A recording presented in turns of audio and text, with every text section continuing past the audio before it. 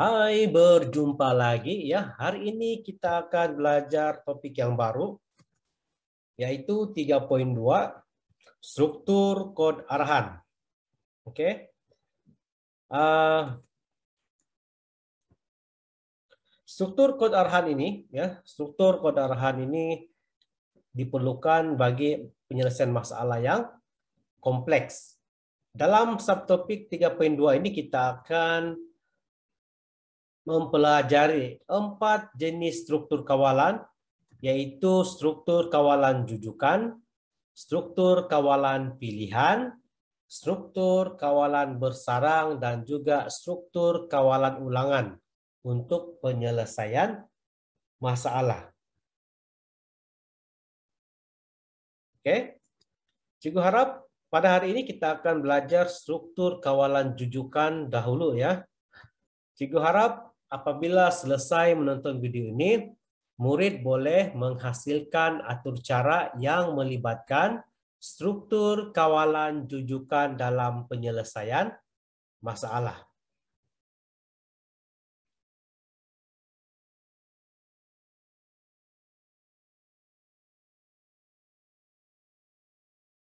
Baiklah, struktur kawalan jujukan ialah salah satu struktur kod arahan yang paling mudah untuk dipahami.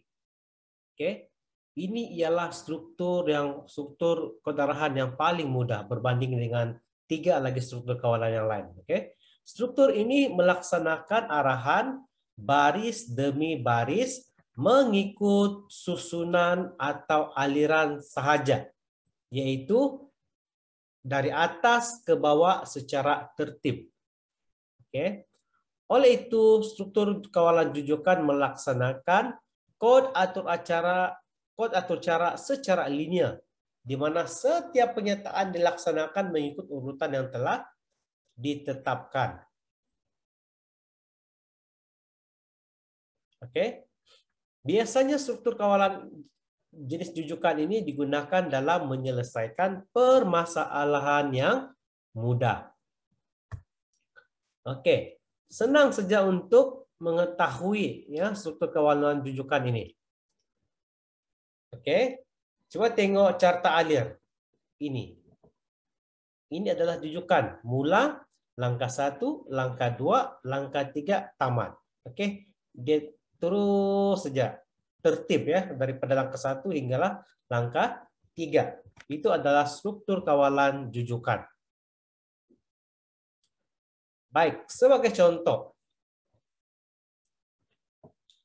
Contoh ada juga dalam buku teks ya. Contoh 3.23, pengiraan purata markah bagi 2 ujian bulanan. Oke, input untuk mengira purata markah mesti ada input. Input dia 2 markah ujian bulanan. Proses pengiraan purata. Output hasil bagi nilai purata. Coba kamu tengok coding ini ya. Markah 1. Oke.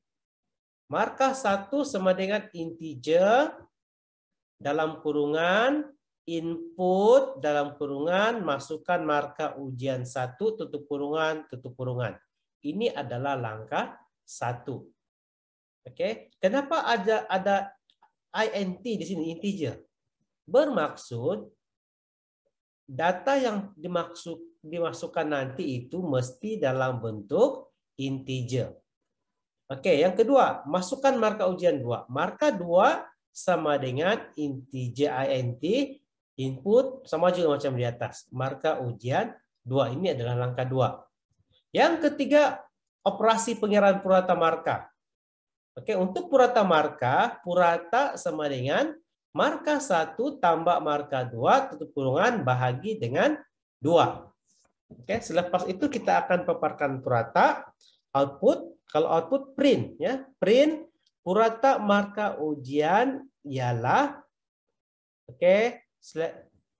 koma purata, bermaksud kita akan paparkan nilai purata di sini. Oke, purata ini kita dapat daripada markah 1 tambah markah 2 bahagi dengan 2.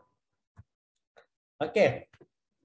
Contoh lain untuk struktur kawalan jujukan, carta alir. Beginilah ya, mula masak air, masukkan uncang teh ke dalam cawan, tuangkan air panas, masukkan sedikit, kacang air, tamat.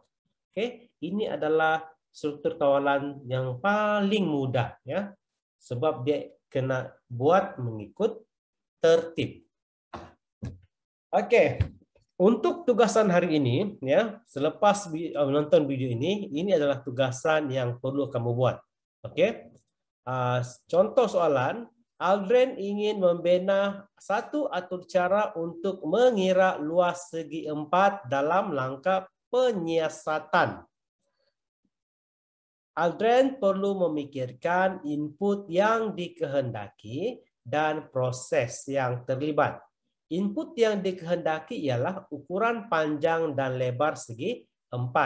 Rumus bagi mengira luas segi 4 ialah panjang kali lebar. Nah, oke. Dalam tugasan ini kamu diminta untuk menghasilkan atur cara untuk mengira luas segi 4. Senang saja buat ini. Rujuk balik contoh yang telah kita belajar di atas. Oke, untuk ini contoh 3.23 ini dia ambil markah saja. Oke, jadi sama juga dengan tugasan yang cikgu bagi tadi tuh.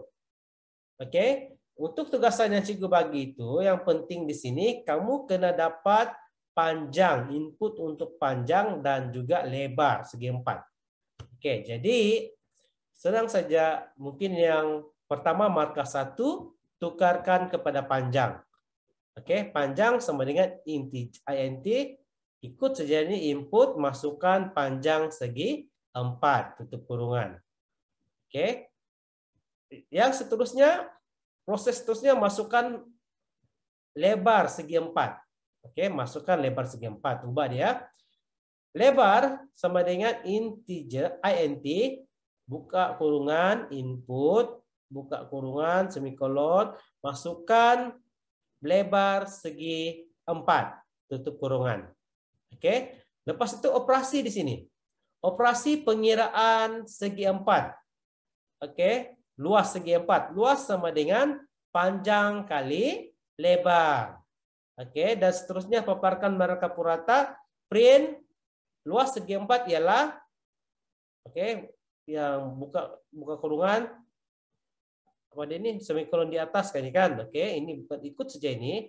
Slash luas, maka selesailah tugasan kamu. Oke, jadi tugasan kamu itu cikgu mau kamu buat dan seterusnya kirimkan gambar kepada cikgu apabila kamu sudah selesai buat latihan. Oke, sekian, jumpa lagi.